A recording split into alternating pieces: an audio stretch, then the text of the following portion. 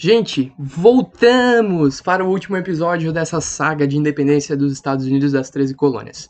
Primeiramente, eu quero mostrar para vocês o que os Estados Unidos tinha como território, tá, gente? Então a gente tem aqui, né? Esse era o território estadunidense. Olha só, essa aqui é a área original de 1783, tá, galera? Então a gente vai ter aqui, né?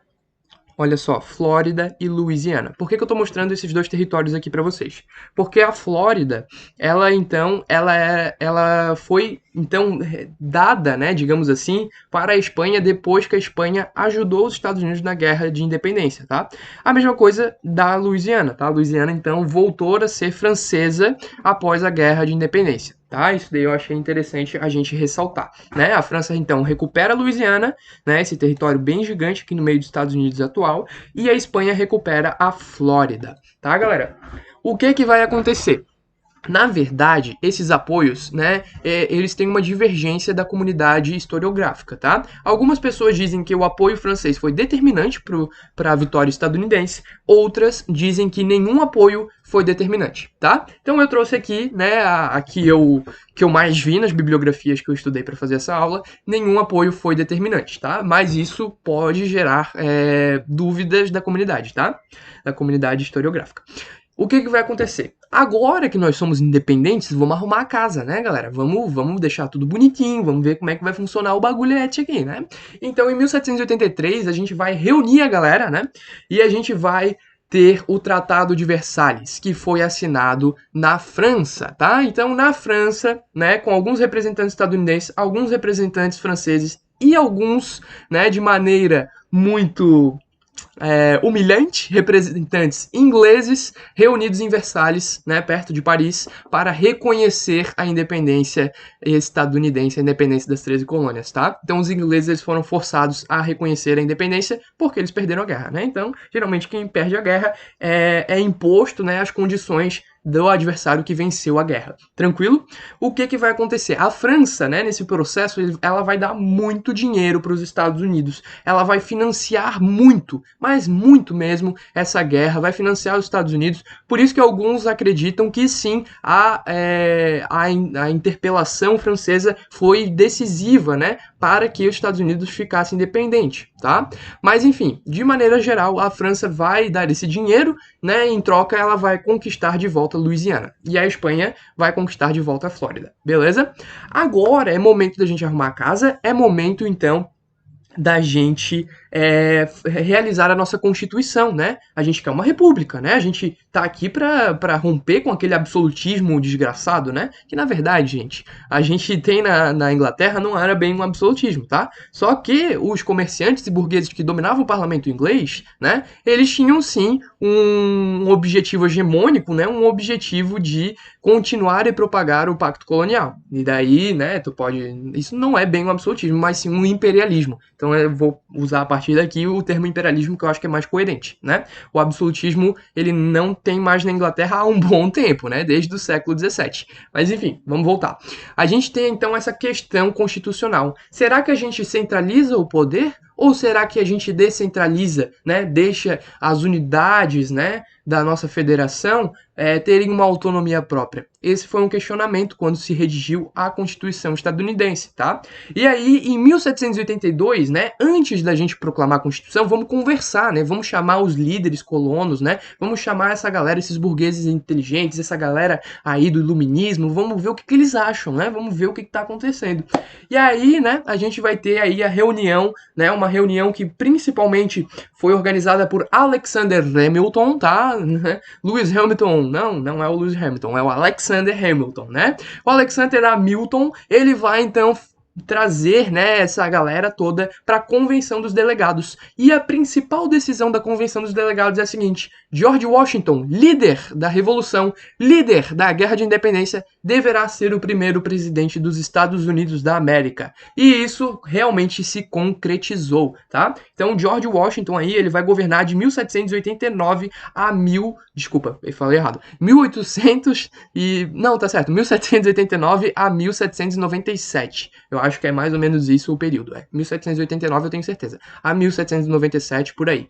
É o período de governo do George Washington. Enquanto isso, a gente organiza a casa. Enquanto ele não é efetivamente, mas ele vai ser o primeiro presidente dos Estados Unidos, tá? Por quê? Porque outras questões vão surgir, né? E aí a evolução política dos Estados Unidos está prestes a acontecer. A gente está prestes a escolher o que fazer com esse país, que agora é independente, a gente pode fazer o que quisermos com ele, né?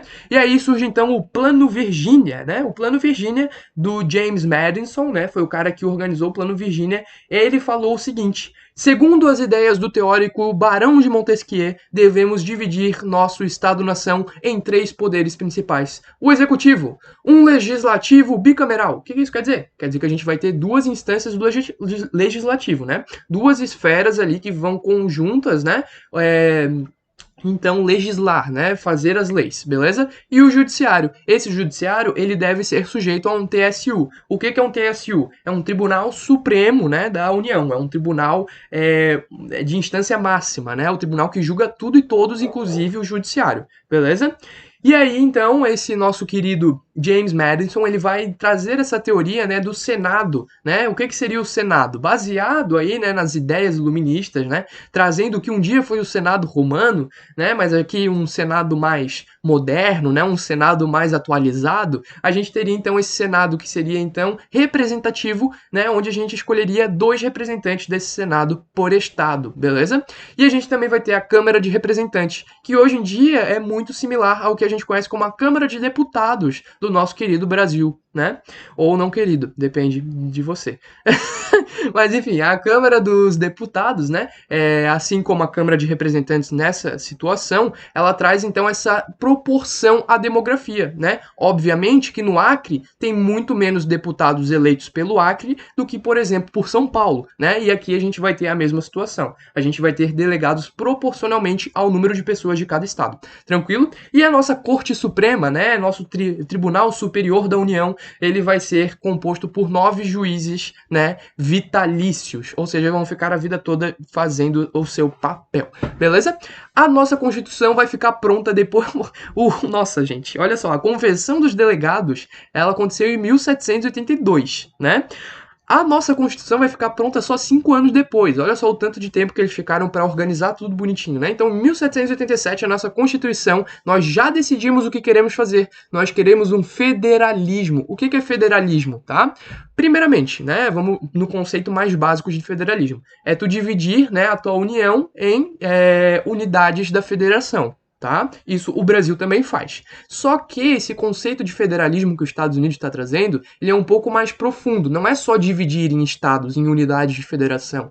É também dar autonomia para esses estados fazerem determinadas coisas, né? Independentes uns dos outros. Tá? Por isso que hoje nos Estados Unidos, e isso vem dessa Constituição, tá? Uma Constituição altamente federalista, né? Que dá esse poder para cada unidade da federação, né? E isso vem desde aí, tá? É por isso que hoje em dia nós temos leis diferentes para assuntos específicos em cada estado, né? É por isso que a gente tem estados dos Estados Unidos que aprovam, né, que tem a legalização da maconha e outros não, né? Por exemplo, é por isso que isso acontece, né? Isso já é um legado dessa Constituição de 87, tá? De 1787.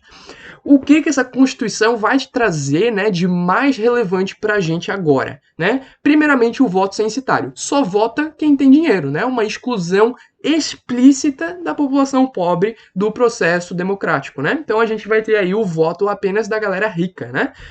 Enfim, quem redigiu essa Constituição com certeza eram os burgueses colonizadores e eles deixaram de fora a galera mais pobre, tá? O que a gente vai trazer também nessa Constituição? Vai estar lá no texto original que os burgueses e os colonos oriundos da Inglaterra, né, essa galera que veio da Inglaterra, fez família aqui, né, essa galera puritana, essa galera, alguns anglicanos, alguns católicos, né, essa galera, ela não é igual a índio e escravo. Índio e escravo, eles são desiguais em relação aos brancos vindos da Inglaterra, tá? Então a gente vai continuar com a escravidão continua, nessa Constituição, tá, galera? Principalmente no Sul a escravidão continua forte demais, tá? E os índios também, os índios eles não são iguais perante a lei, tá? Então a gente tem essa desigualdade civil, é uma Constituição que traz desigualdade como ponto promissor, né? Então, a gente pode reclamar de determinados pontos da nossa Constituição atual de 88 do Brasil?